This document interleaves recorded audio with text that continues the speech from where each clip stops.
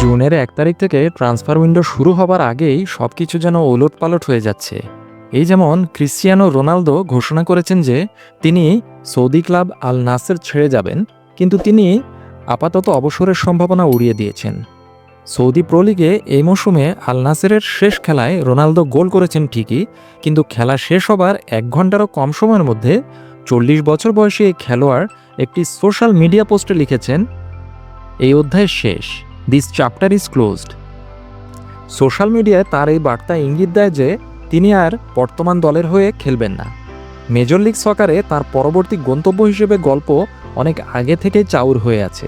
এছাড়াও তার ফুটবল ক্যারিয়ারের প্রথম ক্লাব স্পোর্টিং সিপির সাথে তার সম্পর্কের কারণে সেখানেও তাকে অনেকে প্রত্যাশা করছেন। তবে তিনি তার পরবর্তী পদক্ষেপ কী হতে যাচ্ছে তা এখনও জনসমক্ষে প্রকাশ করেননি।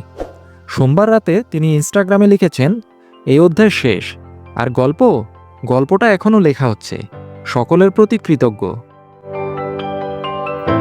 খুব সংক্ষিপ্ত একটি বার্তা দিয়েছেন তিনি ইনস্টাগ্রামে। রোনালদো, যিনি আগে একবার বলেছিলেন যে তিনি 1000 গোল না করা পর্যন্ত অবসর নেবেন না, সাম্প্রতিক সপ্তাহগুলিতে আল নাসেরের সাথে একটি নতুন চুক্তি নিয়ে আলোচনা স্থগিত করে দিয়েছেন ক্রিশ্চিয়ানো রোনালদো। আল নাসেরের সাথে চুক্তি নবায়ন না হওয়ায় এই গ্রীষ্মে একজন ফ্রি এজেন্ট হয়ে যাবেন রোনালদো। রোনালদোর দল আল নাসের লিগ চ্যাম্পিয়ন আল ইত্তিহাদের থেকে 13 পয়েন্ট পিছিয়ে ছিল এবং ক্লাবে তার 2.5 মৌসুমে আল নাসের কোনো ট্রফি জিততে ব্যর্থ হয়েছে।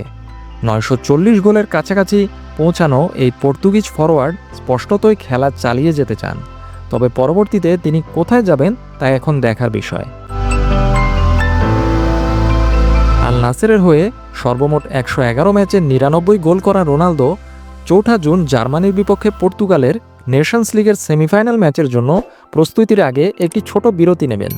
রিয়াল মাদ্রিদের প্রাক্তন এই তারকা আগামী সপ্তাহগুলিতে তার ভবিষ্যৎ সম্পর্কে আপডেট জানাতে পারেন।